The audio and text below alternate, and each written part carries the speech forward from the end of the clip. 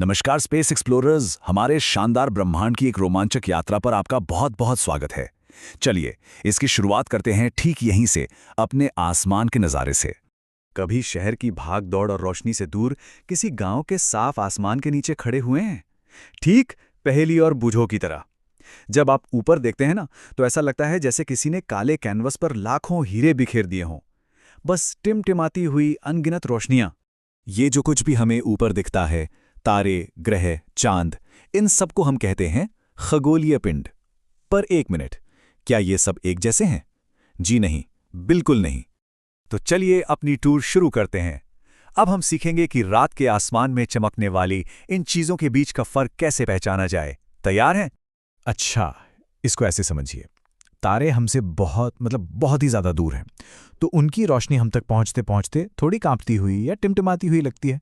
लेकिन ग्रह, अरे वो तो हमारे पड़ोसी हैं, काफी पास हैं, इसलिए उनकी रोशनी एकदम सीधी, बिना टिमटिमाए एक शांत बल्ब की तरह दिखती है। तो याद रखिए, अंतरिक्ष में दिखने वाली हर चीज का ये एक तरह से ऑफिशियल नाम है, खगोलीय पिंड। और हमारी ये यात्रा आपको कुछ सबसे कमाल के पिंडों से मिलवाने वाली है। हमारी पहली मंजिल है धरती का सबसे करीबी दोस्त, एक ऐसा पिंड जो हर रात आसमान में अपना रूप बदलता हुआ नजर आता है। जी हां, हम बात कर रहे हैं चांद की। कभी ये एक पतली सी हंसी जैसा दिखता है, तो कभी एक पूरा गोल चमकीला थाल बन जाता है। चांद के इन बदलते हुए रूपों को ही हम चंद्रमा की कलाएं या फेजेस ऑफ द मून कहते हैं। लेकिन सवाल यह है कि ऐसा होता क्यों है?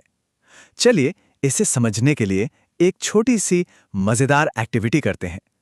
मान लीजिए आपके हाथ में जो गेंद है वो हमारा चांद है। देखिए, मजे की बात यह है कि चांद की अपनी कोई रोशनी है ही नहीं। वो तो बस एक बहुत बड़े आईने की तरह है।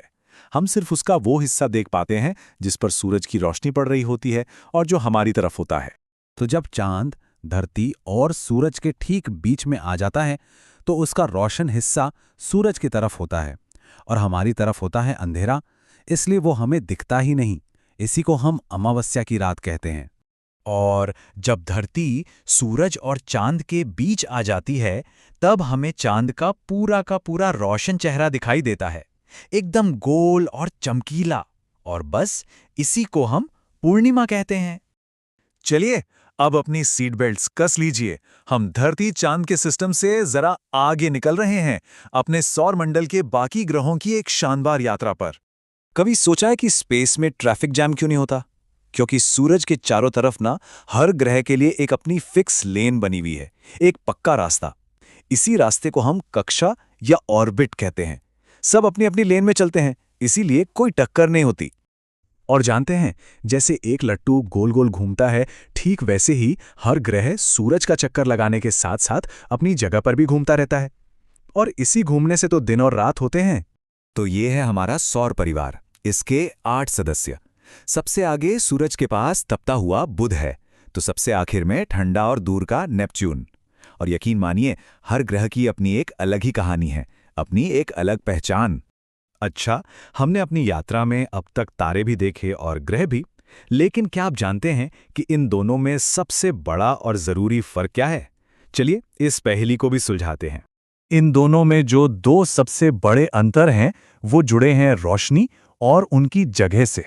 असल में तारे अंतरिक्ष के बहुत बड़े पावर हाउस की तरह हैं। वो अपनी खुद की गर्मी और रोशनी पैदा करते हैं।